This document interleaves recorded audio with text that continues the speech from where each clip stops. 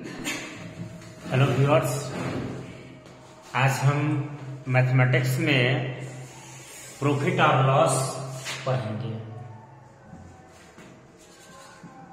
Profit and loss means लाभ और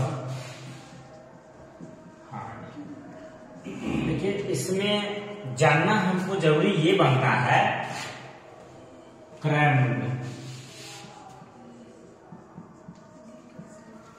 और विक्रय मूल्य। अब आपको हम एक चीज बता दें कि क्रय मूल्य भी विक्रय मूल्य है और विक्रय मूल्य भी क्रय मूल्य है।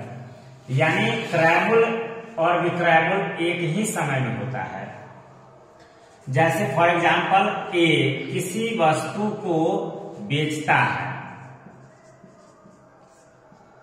बी को। अब ये बेच रहा है 500 रुपया में, तो ए के लिए ये क्या हो गया? विक्रय मूल्य। ये विक्रय मूल्य हो गया। और ये 500 रुपया में खरीदता है, तो इसके लिए हो गया क्रय मूल्य। बेचने वाले के लिए क्रय मूल्य होता है, बेचने वाले के लिए विक्रय मूल्य होता है और खरीदने वाले के लिए क्रय मूल्य होता है। क्रय मीन्स खरीदना और विक्रय मीन्स बेचना। तो अब हम जानेंगे लाभ। तो लाभ की स्थिति क्या होगी?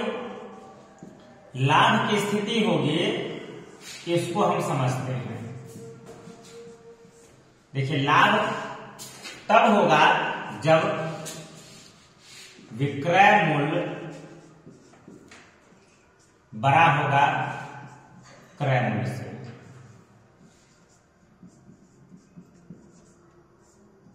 क्रय मूल्य से बड़ा होगा विक्रय मूल्य, तो लाभ की स्थिति आएगी।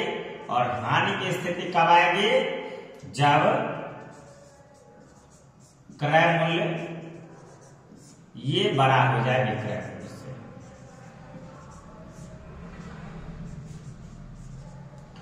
यानी हानि तब होती है जब ज्यादा में खरीद करके और कम में बेचते हैं, और लाभ तब होता है जब कम में खरीद करके ज्यादा में बेचते हैं। अब इसमें हम एक एग्जाम्पल लेते हैं कि कोई वस्तु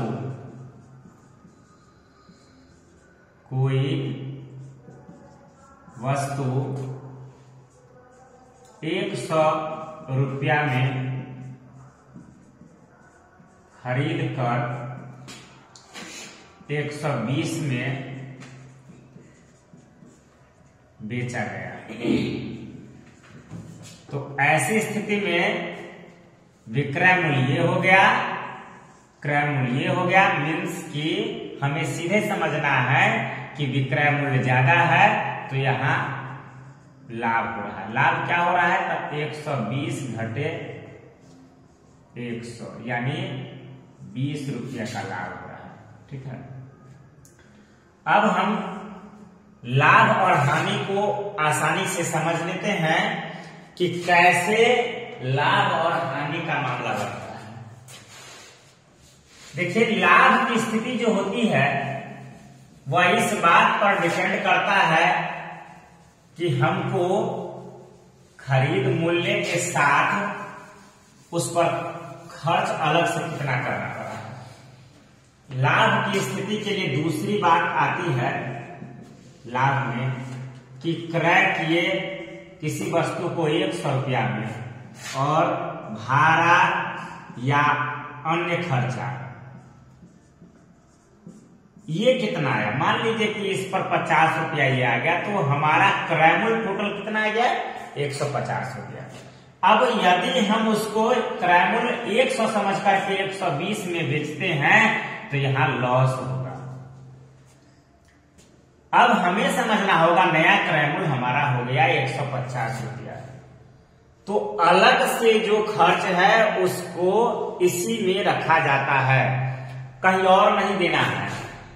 अब जैसे लाभ और हानि हम समझ लेंगे, तो हानि की स्थिति यहां आ जाएगी अब हानि और लाभ को समझ लेने के बाद इसका प्रतिशत समझना होगा कि लाभ प्रतिशत क्या होगा और हानि प्रतिशत क्या होगा।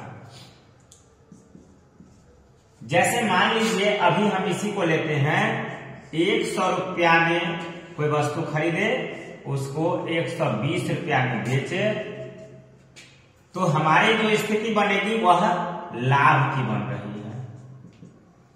लाभ कितने का बन रहा है, अंतर देखेंगे दोनों में 20 रुपया का है, यानी 100 रुपया पर 20 रुपया लाभ हो रहा है, तो सीधा लाभ प्रतिशत हो जाएगा ये, यानी 20% लाभ हो उसको।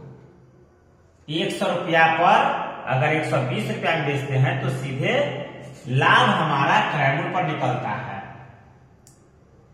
तो ये लाभ और हानि दोनों ही क्रय मूल्य पर निकलते हैं, तो यह स्थिति 20% की हो गई। अब यहां पर यदि हम इसको 1000 कर दे और इसको कर दे 1200, तब फिर क्या स्थिति रहेगी, तब हमारे पास 200 रुपया का लाभ हो गया।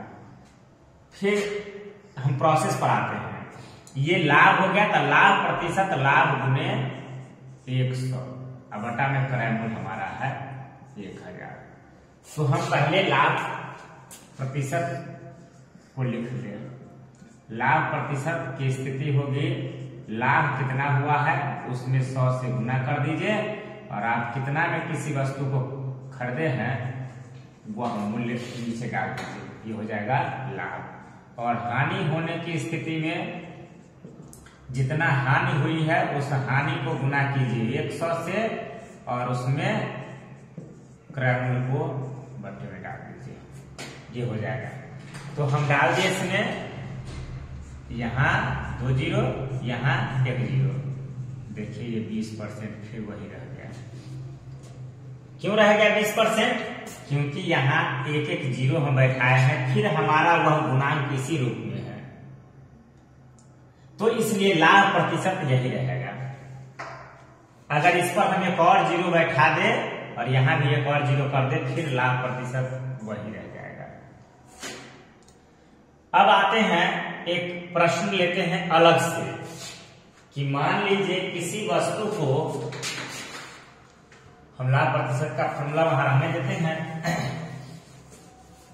लाभ और हानि में समझना होता है हमें कि क्रय मूल्य निकालना है और विक्रय मूल्य निकालना है। इस पर बहुत सारे सवाल सब आते हैं जिसको समझना जरूरी है। मान लीजिए 500 रुपया हो गया क्रय मूल्य, ये हो गया क्रय मूल्य, और 625 रुपया हो गया हमारा विक्रय मूल्य, ठीक है। अब ऐसे में हमारे पास लाभ कितना आता है, 125 रुपया का। अब यहाँ लाभ का प्रतिशत अगर निकालना है तो वही प्रोसेस लगाएंगे, लाभ को 100 से गुना करेंगे, 125 को 100 से गुना करेंगे, और बटे में हमारा क्रय मूल्य है 500। 2 0 से ये कैंसिल हो जाएगा, 5 से काट देंगे 25।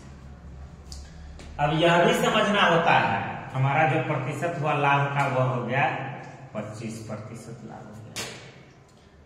मतलब 100 रुपया में हमको 25 रुपया फायदा हो रहा है, ये हुआ लाभ प्रतिशत का मतलब। अब यही देखिए 625 रुपया क्रय मूल्य है, उल्टा कीजिए इसको, 625 रुपया क्रय मूल्य है और बेचे हैं 500 रुपया में, तब क्या होगा, तब हमारा होगा 125 रुपया का नुकसान हुआ है, कितना पर, 625 पर, तो 125 गुने 100, ये यहाँ हानि की स्थिति में, हानि होने की स्थिति में, और बटा में हो जाएगा हमारा 625। दोनों स्थिति हम बना रहे हैं एक ही से, क्योंकि ट्रिक इसी पर काम करेगा। तो 125 पंचे 625, अब 5 20 है। अब देखिए ये 20 और 25 का अंतर रहता है। हमेशा देखिए कि जब भी कभी क्रय मूल्य और विक्रय मूल्य में एक आधार अंतर हो, तो वैसी स्थिति में लाभ होने की स्थिति जो होती है वह 25 होती है, और हानि होने की स्थिति जो होती है वह 20% होती है। इसको एक और उदाहरण से हम समझते हैं कि किसी वस्तु को 120 रुपया में खरीदे और 100 में बेचे, और 100 में खरीदे और 120 में बेचे, तो हमारा यहाँ तो ऑलरेडी 20% हो रहा है।